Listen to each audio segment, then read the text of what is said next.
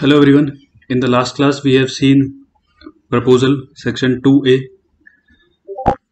Then we have seen counter proposal, elements of proposal, and we have seen section 7, section 2, 2a, 2b, c. Now today we will be seeing what is counter proposal, sorry, cross proposal. तो आज हम start करेंगे cross proposal से. Last class में हमने counter proposal तक देखा था.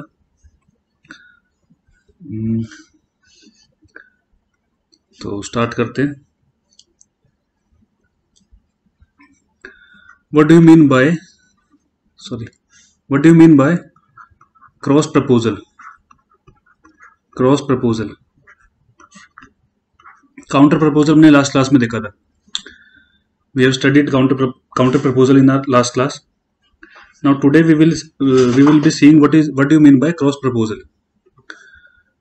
So to define cross proposal you should always remember that it contains three elements in it.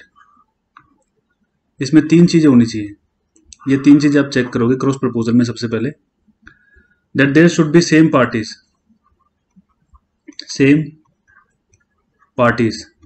Party same होनी चाहिए सबसे पहले.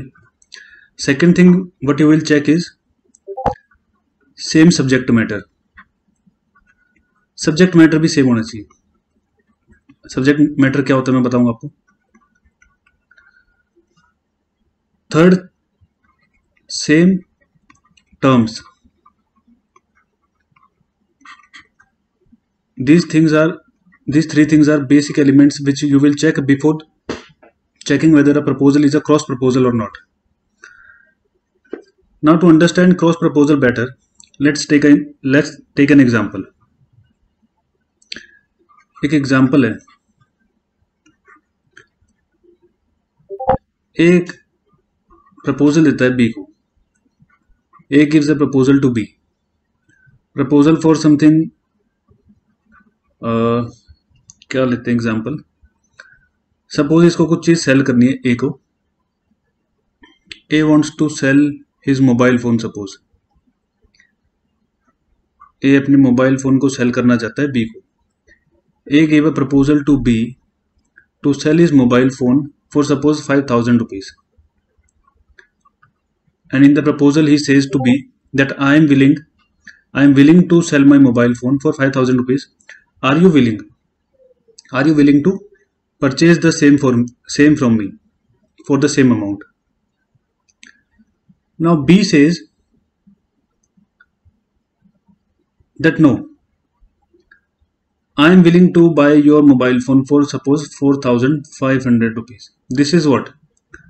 This is, we have studied yesterday, this is counter proposal.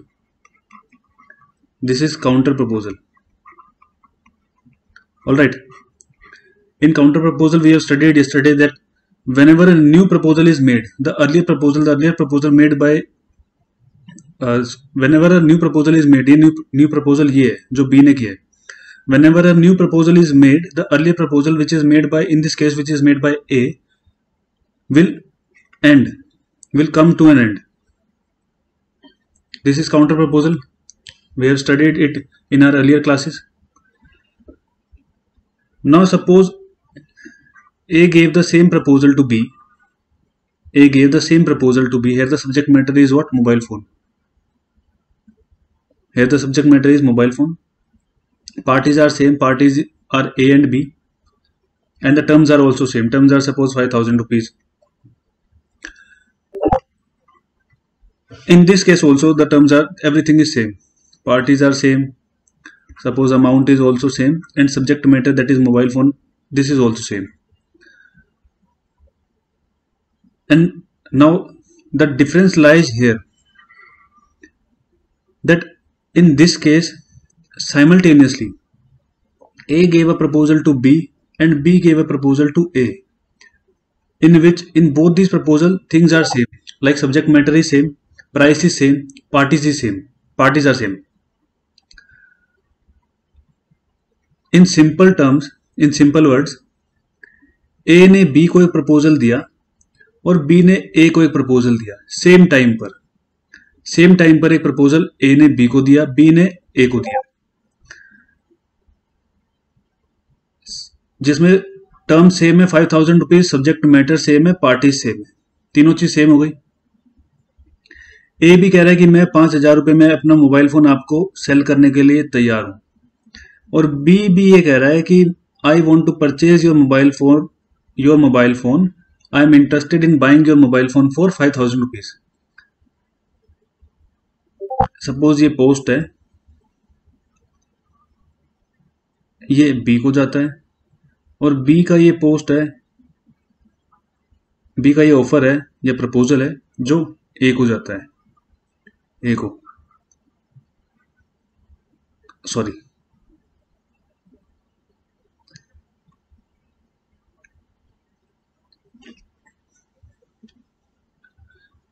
B ने proposal ए को send किया और ए ने proposal B को सेंड किया,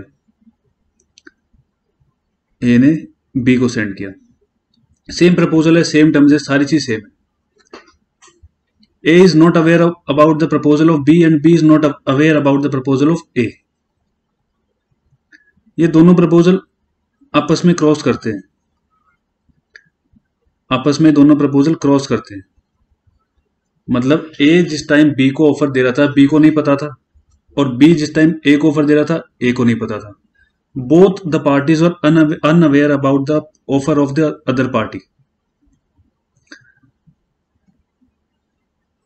और अच्छे से समझते हैं। और एक व्हाट आई वांट टू से इज कि ए ने जब ऑफर दिया, ए ने बी को बोला, ए ने सपोज पोस्ट के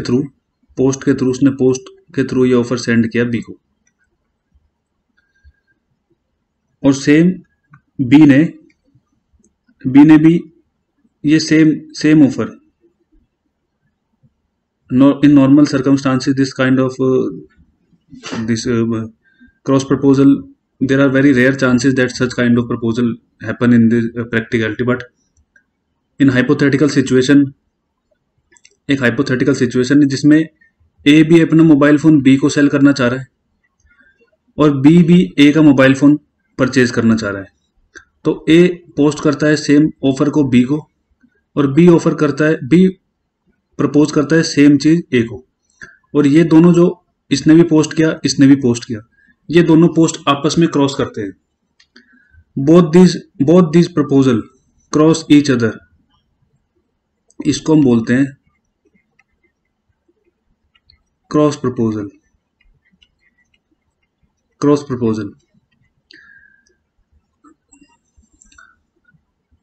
इसमें होता क्या है, what happen in such kind of proposal is that there are two proposal, एक प्रपोजल जो ए ने सेंड किया, एक प्रपोजल जो ए ने बी को सेंड किया, और एक प्रपोजल जो बी ने ए को सेंड किया। देयर आर टू प्रपोजल, एक प्रपोजल ए ने बी को सेंड किया था, एक प्रपोजल बी ने ए को सेंड किया था। दोनों को सेंड करने से पहले दोनों को पता नहीं था कि सेकंड पार्टी भी सेम चीज ही उसको प्रपोज कर रही है। Now what will happen in this situation? Will you say this is a concluded contract? Will you say this such kind of proposal amounts to promise? Can we say क्या हम कह सकते हैं कि ये दोनों प्रपोजल जब आपस में क्रॉस करते हैं एक दूसरे को, तो क्या ये प्रॉमिस बन जाएगा? Will such kind of proposal will amount to promise? The answer is no. Why no? See, the basic requirement for section 2A, section 2A क्या कहता है? When one person signifies, यहाँ देखो, when one person signifies to another his willingness to do or to abstain from doing anything with a view to obtain the assent of the other to such an act or abstinence, he is said to make a proposal. Proposal तो हो गया।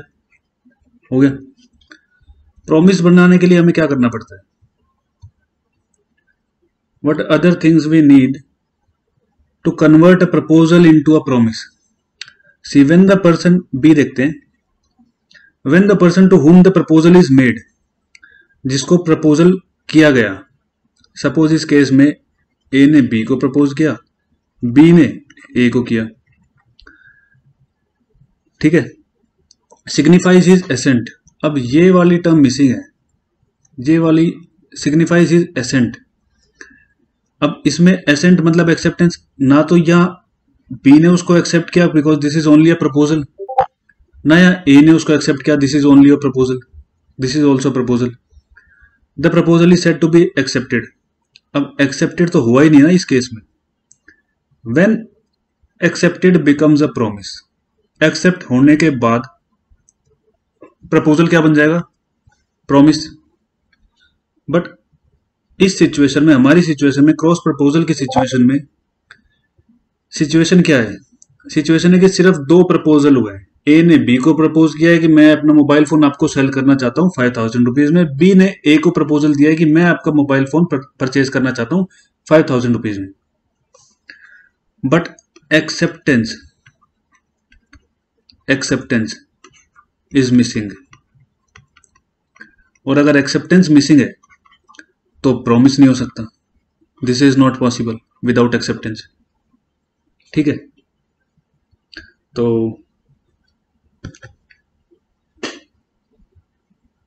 ठीक है, आगे चलते हैं.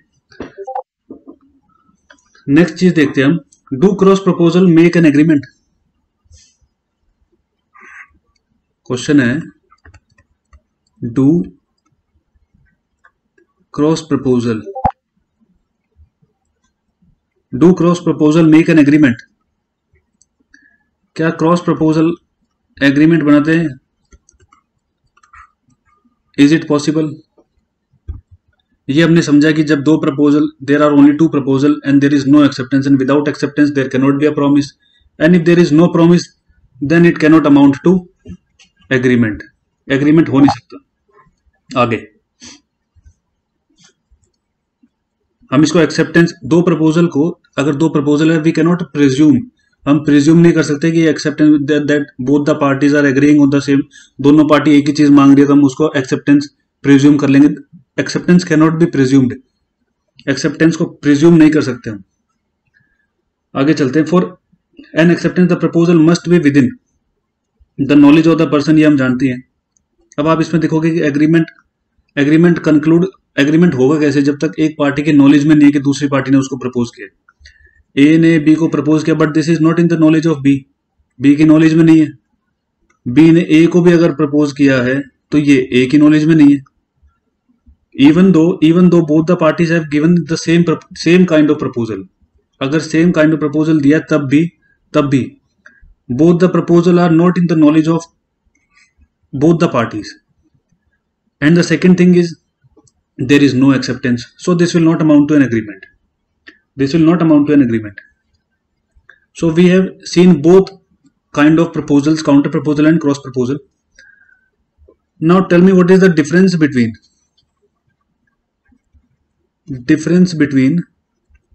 this? You can easily tell if you have concentrated on what I have told you. Difference between counter and cross proposal.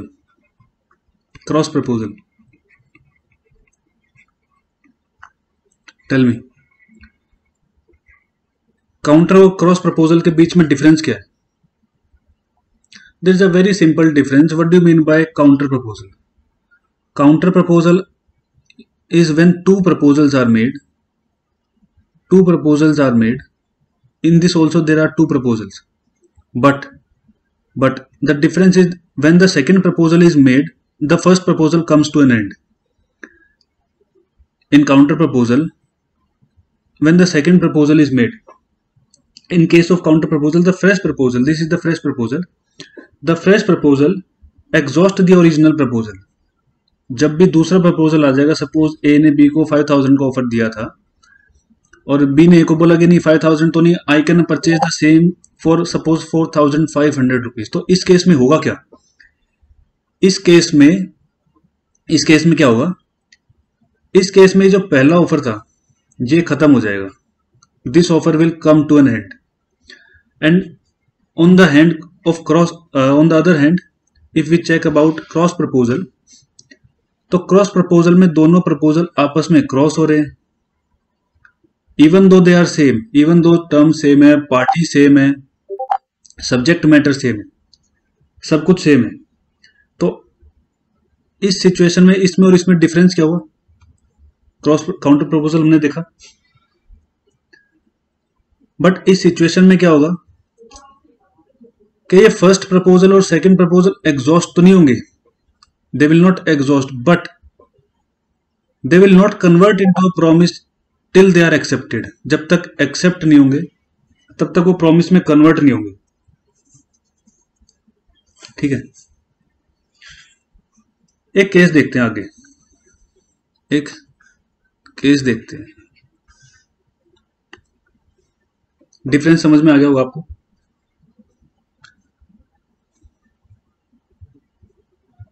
Difference, okay, एक case देखते हैं, केस का नाम है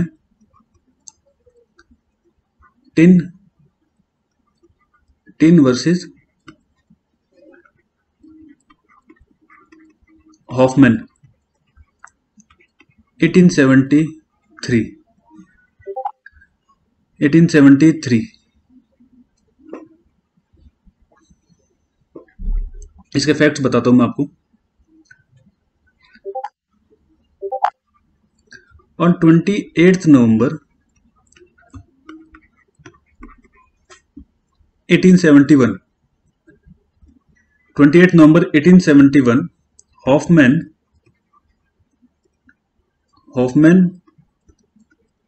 रोट टू टिन, मतलब हॉफमैन टिन को एक लेटर लिखता है। लेटर, इस लेटर में क्या लिखता है? ऑफर देता है हॉफमैन टिन को, एक ऑफर देता है that I want to sell 800 ton of iron at 69 cents per ton, 69 cents per ton। ये ऑफर कौन देता है? ये ऑफर देता है Hoffman. On the other hand Tinn भी एक ऑफर देता है, टिन भी एक लेटर लिखता है, और उसमें टिन भी एक ऑफर देता है, टिन भी एक लेटर लिखता है सेम डे की बात है ये बोलता है कि I want to buy 800 ton of iron at 69 cents per ton. Letter cross होते हैं आपस में एक दूसरे को, सेम डे, हॉफमैन इधर है, टिन ने अपना ऑफर लिखा, हॉफमैन ने अपना प्रपोजल दिया, दोनों के प्रपोजल दोनों ने पोस्ट कर दिया। पोस्ट करने के बाद दोनों के पोस्ट आपस में क्रॉस करते हैं, क्रॉस प्रपोजल हो गया। 800 टन 69 सेंट्स आयरन, सब कुछ सेम है, पार्टी सेम है, हॉफमैन और टिन है, इधर भी पार्टी सेम है, दोनों प्रपोजल में parties are same, subject matter is same, terms are same, parties are same, everything is same on the end. Additionally, the offer crosses each other at the post. Now you tell me whether this is a contract, whether this will amount to an agreement, whether this will amount to a promise. Can any of both the parties go to the court and enforce the said agreement? Are they entitled? Is any party entitled to get the contract enforced? बताओ। The letter crossed in the post, ठीक है ना। तो Tinn content करता है, Tinn contents that a contract had concluded for 800 tons. Tinn बोलता है कि जो कॉन्ट्रैक्ट है वो कंक्लूड हो गया है, contract is concluded because both the parties, contract is concluded. वो कहता है कि दोनों पार्टी सेम चीजें तो चाहती है, मैं भी सेम चीज बाय करने के लिए बोल रहा हूँ, हॉफमैन सेम चीज सेल करने के लिए बोल रहा है, सेम प्राइस है, सेम अमाउंट है, दोनों की इंटेंशन सेम है। बताओ। But the court held, court कहता है कि नहीं, but the court held no. Why no? Because this is because two simultaneous offer being made in ignorance of the other do not constitute a contract. दो simultaneous offer जब एक दूसरे को cross कर रहे हैं, even though it is not in the knowledge of both the parties, two simultaneous offer being made in ignorance of the other do not constitute a contract. अगर दो ऑफर आपने साइमल्टेनियसली एक ही टाइम पर भी कर रहे हो और आप इग्नोरेंस ऑफ उस फैक्ट के कि दूसरी पार्टी ने भी सेम ऑफर आपको किया है, तो this itself will not amount to proposal will itself not amount to a contract, will not amount to a concluded contract. The reason is very simple, because there is no acceptance, elements of 2B are missing. Alright, तो हमने counter proposal, cross proposal कर लिया. Next topic हमारा है, next topic पर चलते हैं. Next topic is invitation to proposal. Invitation to proposal. Now what is invitation to proposal? I hope आपने टर्म पहले सुनी होगी, invitation to proposal. Invitation to proposal क्या है? एग्जाम्पल लेते हैं. सपोज एक पर्सन है ए, ये एक मेडिकल शॉप में जाता है. Medical shop, open medical shop like big बाजार या like any retail store which you can thought of, D mart, big बाजार, रिलायंस स्टोर, ऐसे किसी एक स्टोर में जाता है जो मेडिकल शॉप है. Medical shop. So what is the practice that is normally seen in this store is that a person will go inside the store, he will pick up his item, whatever he want to buy, whatever he want to purchase, and then he will take that item to the counter. He will take the, suppose A went to the store, he selected his particular item, whatever he want to purchase. उसने अपनी उसको cart में pick किया और इस cart को लेके गया. ये काउंटर है, suppose this is the counter, the person है B is sitting here. He take all his items which he want to purchase from the store to the counter B, and here B told him that there are few items in the cart which he don't want to sell. आपने कोई चीज pick करी store से, counter पर लेकर गए. Suppose आपने 10 चीजें पिक करी, उस 10 में से 2 या 3 आइटम्स हैं जो काउंटर पे जो पर्सन है, the person who is sitting on the counter, he says कि ये 2-3 आइटम मैं सेल नहीं कर सकता, these items are not for sale, या फिर और their price tag is not correctly mentioned on the product, anything whatever the reason is.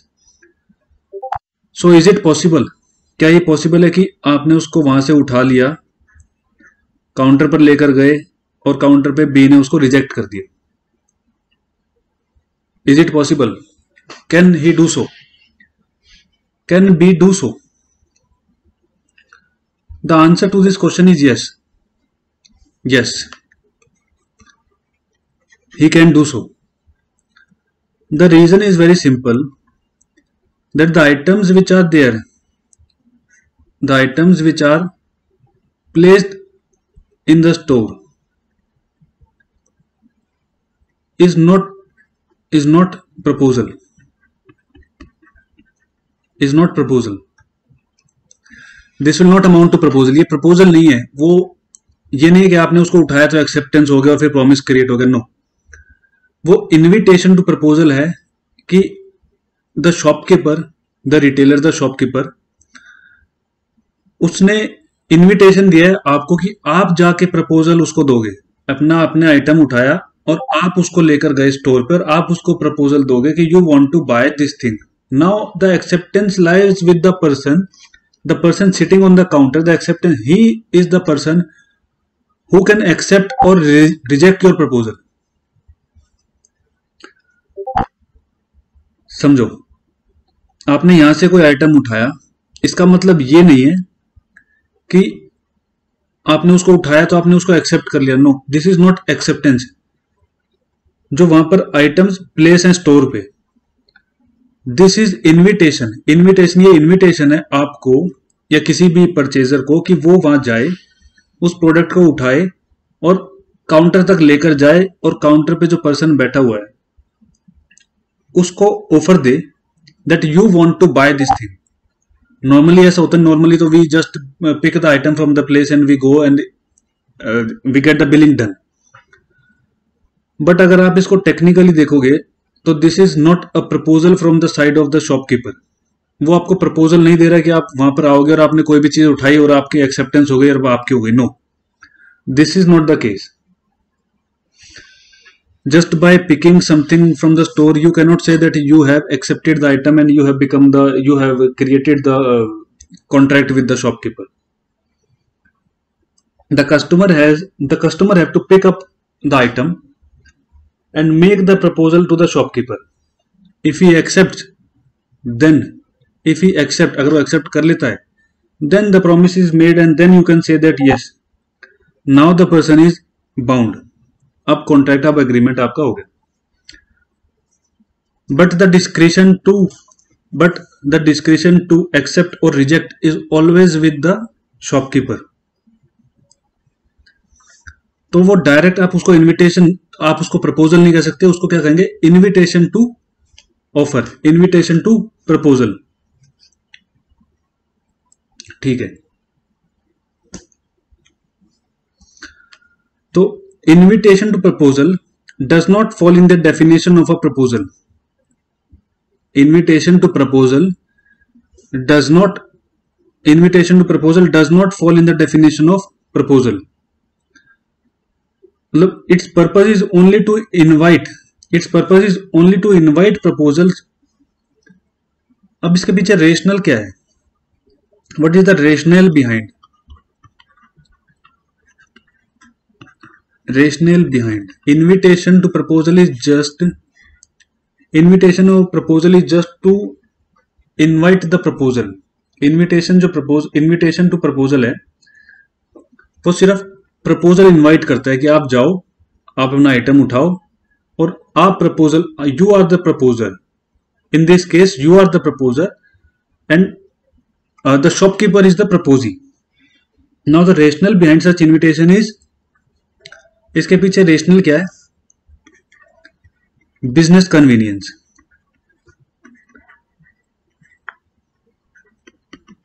Business convenience. Because otherwise सोचो आपके अगर ऐसे प्रपोजल होने लगा, ऐसे एग्रीमेंट होने लगा, तो then it will become very difficult for the business owners. क्योंकि प्राइस भी कई बार ऊपर नीचे हो जाता है. प्रोडक्ट समटाइम्स, सपोज आप एग्जांपल लो मेडिकल स्टोर का. अब मेडिकल स्टोर में there are restrictions that a person can not sell something without prescription.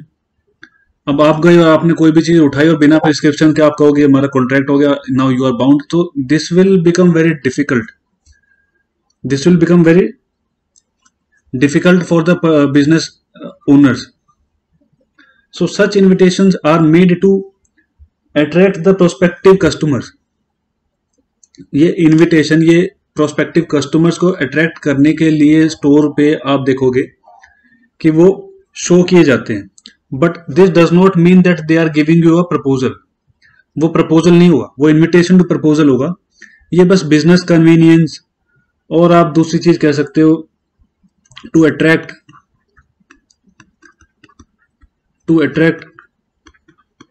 prospective customers.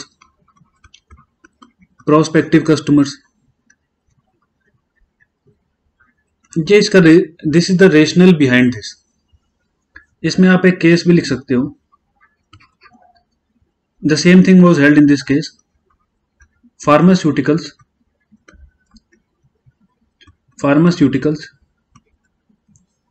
Society Pharmaceutical Society of Great Britain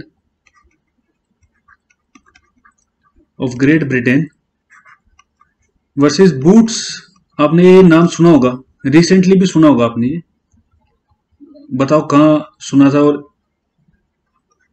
किस रिगार्डिंग सुना था आपने ये नाम, अगर आप करंट अफेयर्स फॉलो करते हो तो. Boots cash chemist. बूट्स एक कंपनी है ब्रिटेन में, यूके में. मतलब ये ऑल द पूरा नाम तो इसका ये है, लेकिन ये बूट्स के नाम से आप इसके स्टोर मिलेंगे बूट्स के नाम से यूके में. और बहुत फेमस कंपनी है, इनके स्टोर्स हैं काफ़ी, रिटेल स्टोर है. मेडिसिन जो है वो सेल करती है company.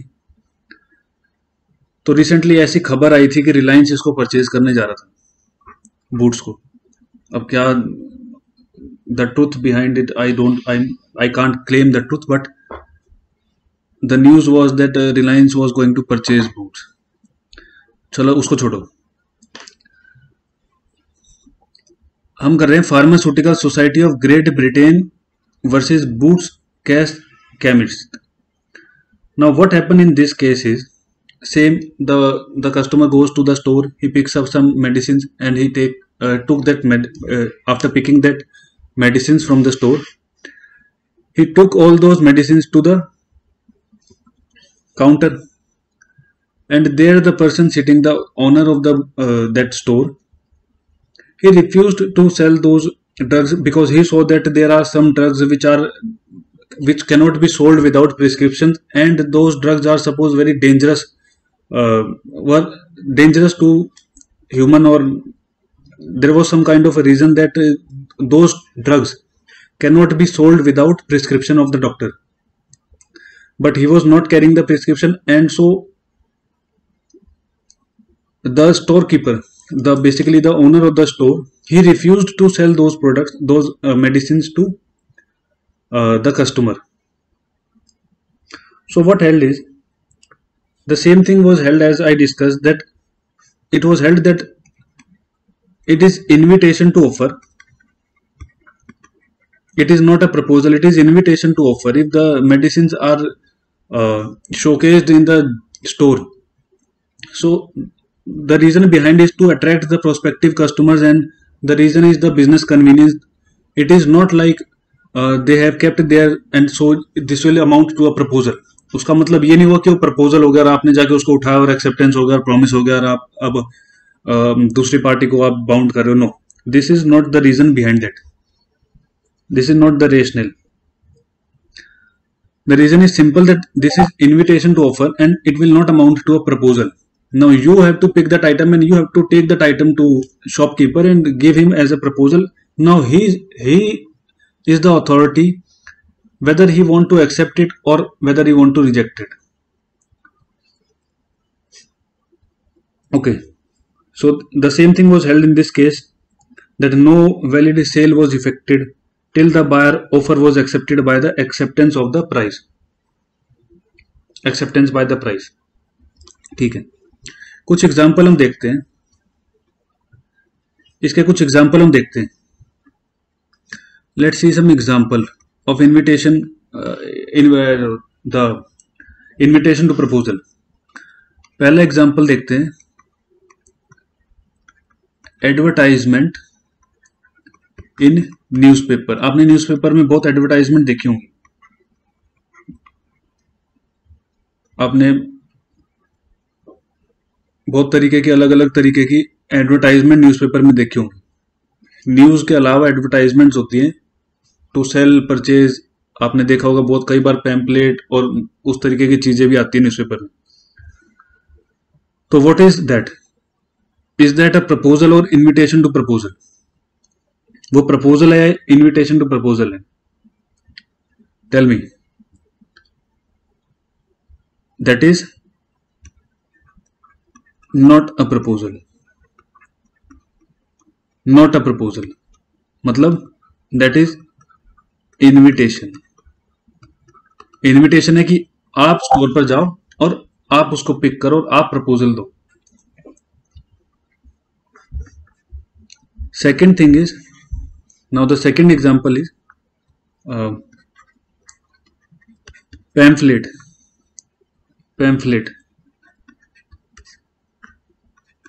Pamphlet, as we discussed, it is also invitation. This is also invitation. Third thing is menu card.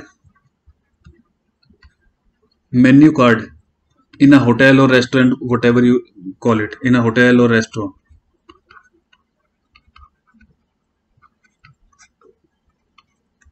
This will be also invitation. This will also be invitation.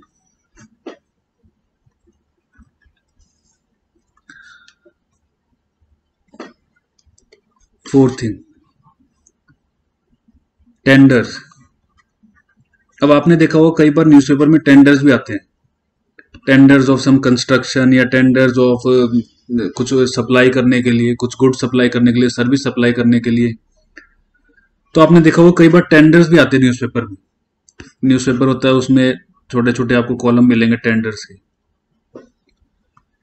तो what is this? This is invitation in general scenario.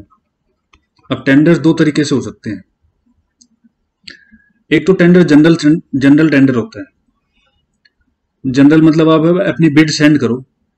Suppose एक person को अपनी एक building construct करानी है, वो tender निकालता है इसके लिए, और ये बिडर्स हैं, ये बिड करते हैं अपनी कि भाई ये बिल्डिंग, ये अपनी सब, हर कोई अपनी बिड देता है। Suppose there are A, B, C, D, there are n number of parties. तो वो अपनी बिड, हर कोई अपनी बिड देता है अपने अकॉर्डिंगली। एक तो टेंडर ये हुआ जिसमें नॉर्मली उसने बता दिया कि मेरे को अपनी बिल्डिंग कंस्ट्रक्शन करानी है, इस प्लेस पर करानी है, ये मेरा बजट है, इतना अमाउंट, ये वो सब कुछ उसने बता दिया। एंड एक्सेप्टेंस की क्या, एक्सेप्टेंस कैसे होगी, कैसे एक्सेप्टेंस लेगा, वो किसको एक्सेप्टेंस मानेगा, ऐसा उसने कुछ बताया नहीं। जनरल ऑफर है, उसकी मर्जी है, वो किसी को भी एक्सेप्ट कर सकता है। It is left to the person who is giving the tender, it is left the acceptance, मतलब वो एक्सेप्ट करने की पावर उसी के पास है। सेकंड टेंडर दूसरे तरीके का टेंडर होता है।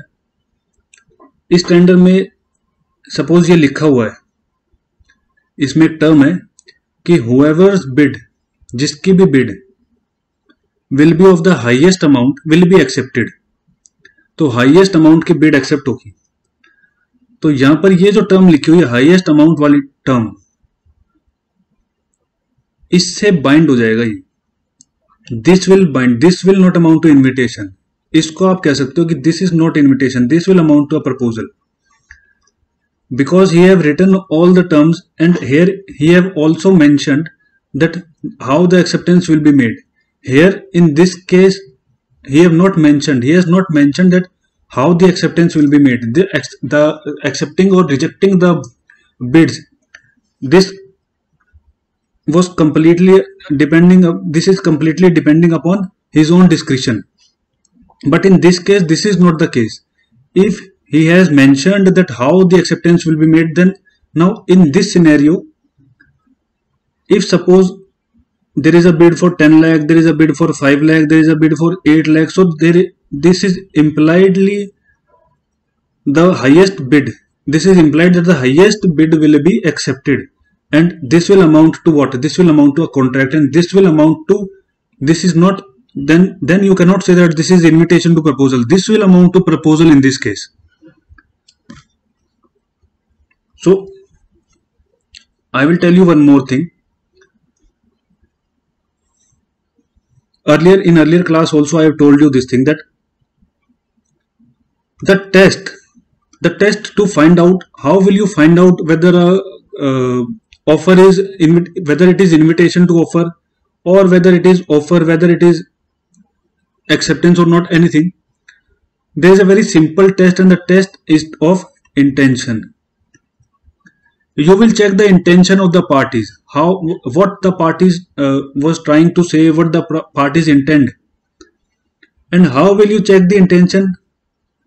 You will check the intention by objectivity.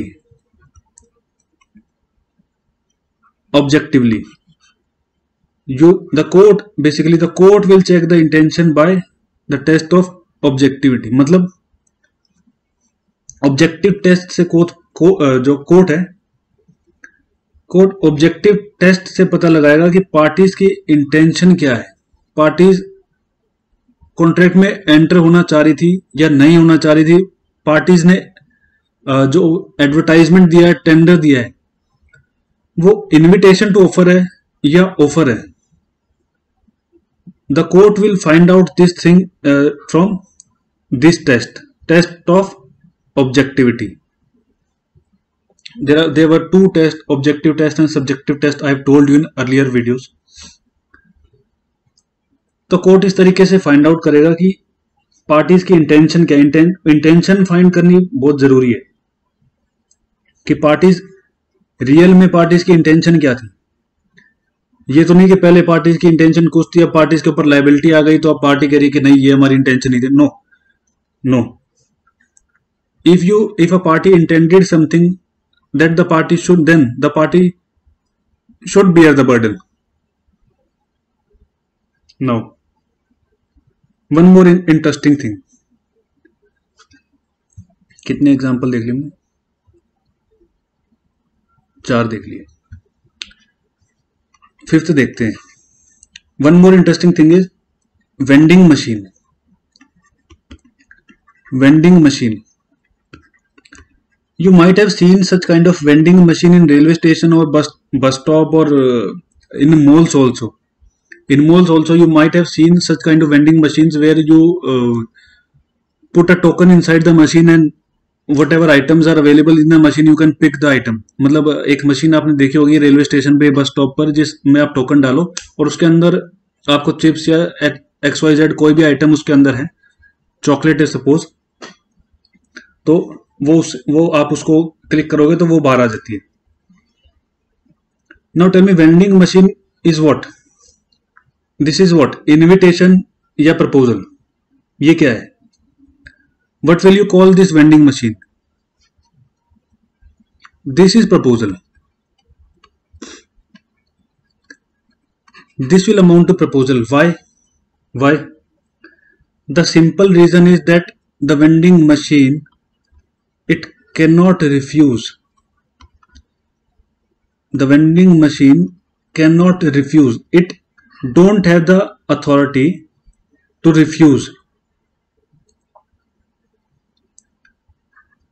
Vending machine refuse नहीं कर सकती. आपने अगर टोकन डाला है, अगर उसके अंदर आइटम है तो वो आपको मिलेगा ही मिलेगा. इन्विटेशन टू ऑफर में party have the right to refuse. इस वेंडिंग मशीन के पास कोई राइट नहीं कि ये आपको रिफ्यूज कर दे. So in this case this will amount to what? Proposal.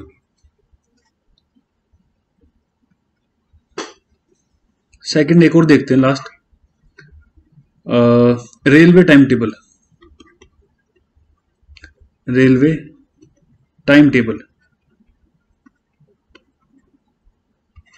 Railway का टाइम टेबल. सपोज एक ट्रेन 5 बजे चलनी है, शाम को 5 बजे. What is this now? एक ट्रेन 5 बजे चलनी है, रेलवे का टाइम टेबल है, रेलवे का टाइम टेबल है, उसके अकॉर्डिंगली 5 बजे ट्रेन का टाइम है. This is what? इनविटेशन है या प्रपोजल है? सोचो, इनविटेशन है या प्रपोजल है? रेलवे का टाइम टेबल है, टाइम टेबल के अकॉर्डिंग एक ट्रेन है और वो 5 बजे चलेगी.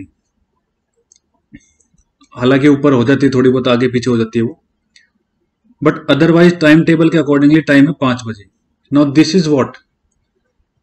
You tell me, this is what? Invitation. Will you call this invitation or will you call this proposal? So this will amount to proposal. Why? Why will this amount to proposal? Because the time is fix. Time जो है ये fix है। Train 5 बजे जाएगी, आपको जाना है नहीं जाना है वो आपकी मर्जी है। लेकिन अगर आप टिकट लेते हो तो ट्रेन 5 बजे ही जाएगी। The time is fix.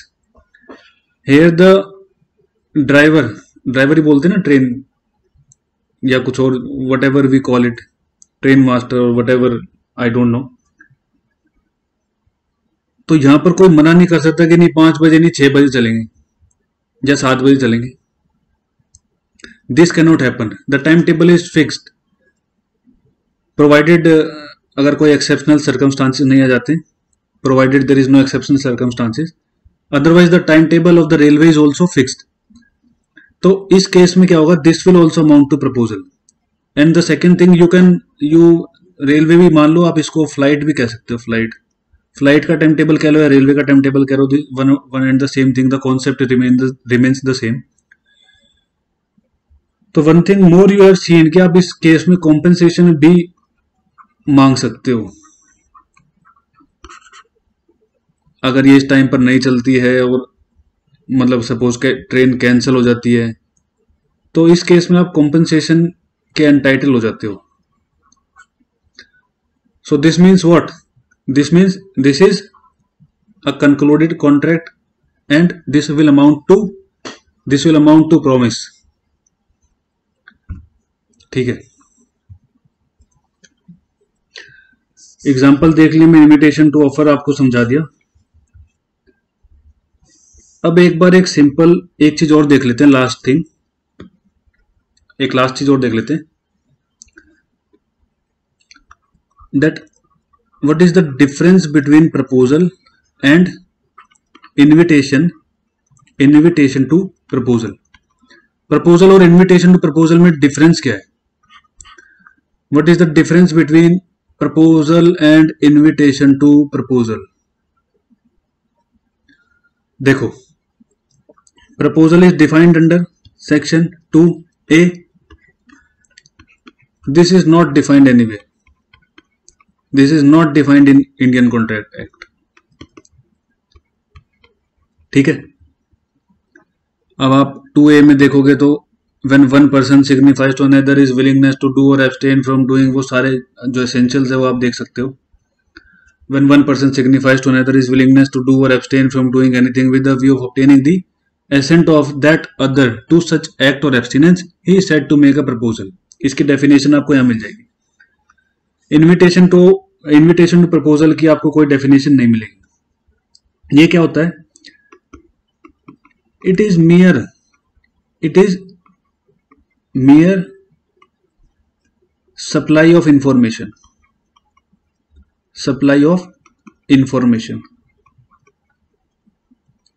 ये सिर्फ इंफॉर्मेशन सप्लाई होती है।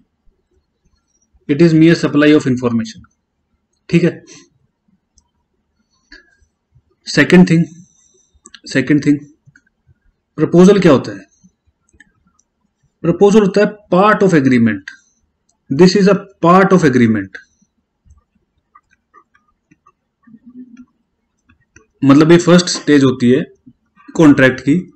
प्रपोजल होगा, एक्सेप्टेंस होगा, प्रॉमिस बनेगा, प्लस में आपका कंसिडरेशन होगा, एग्रीमेंट बनेगा, प्लस में सेक्शन 10 की रिक्वायरमेंट्स फुलफिल होंगी और फिर कॉन्ट्रैक्ट बनेगा। तो फर्स्ट पार्ट क्या हुआ? प्रपोजल।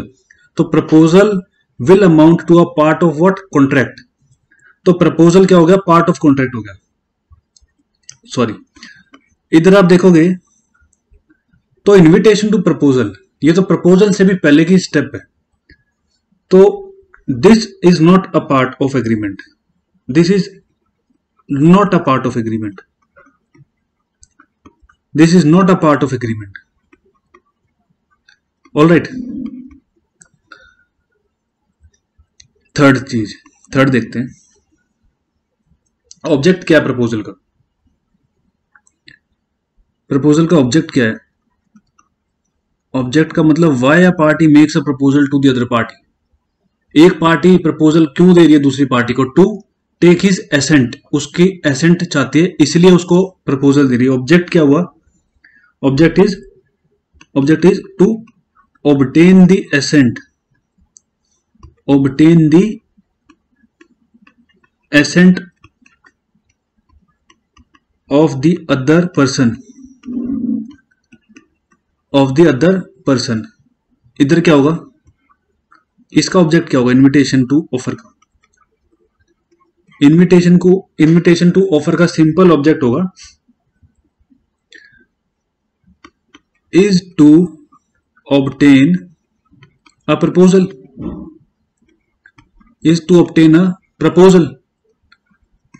भाई इनविटेशन आपने अपने स्टोर में सारे आइटम्स रखे हुए, क्यों, आप चाहते हो कि कोई पार्टी आपको आके प्रपोजल दे, तो ऑब्जेक्ट क्या हुआ, is to obtain a proposal.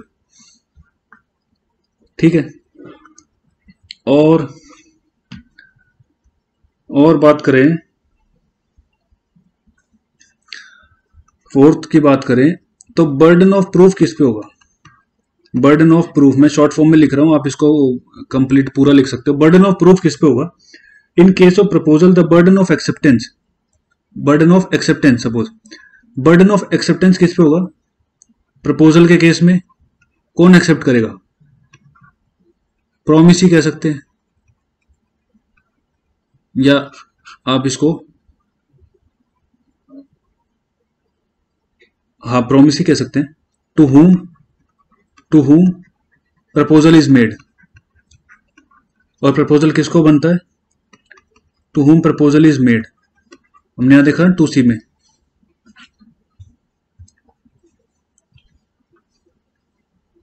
The person accepting the proposal is called the promisee,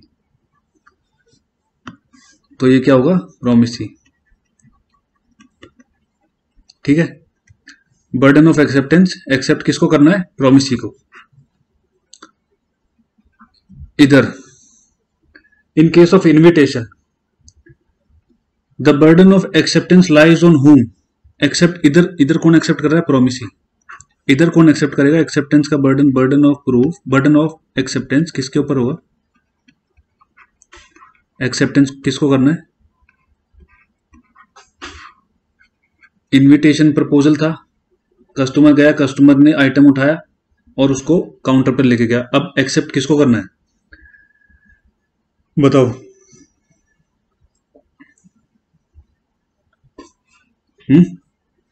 burden of acceptance lies on the person who has made the invitation, invitation किसने किया है, शॉपकीपर ने। आप प्रपोजल आइटम को उठा के लेके गया शॉपकीपर के पास, शॉपकीपर का हुआ burden of acceptance. It will lie on the person who has made the invitation,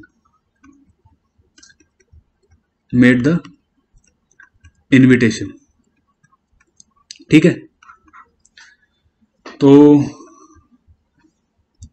एक चीज और बताता हूं आपको, अगर बात करें इनविटेशन टू ऑफर की और इनविटेशन टू प्रपोजल, या बात करें इनविटेशन टू ट्रीट, ये सब सेम है, दिस ऑल आर सेम। अगर कहीं पर इनविटेशन टू ऑफर यूज है, प्रपोजल यूज है, ट्रीट यूज है, तो दिस ऑल आर सेम, इसमें कंफ्यूज मत हो जाना कि अलग है, सब सेम है।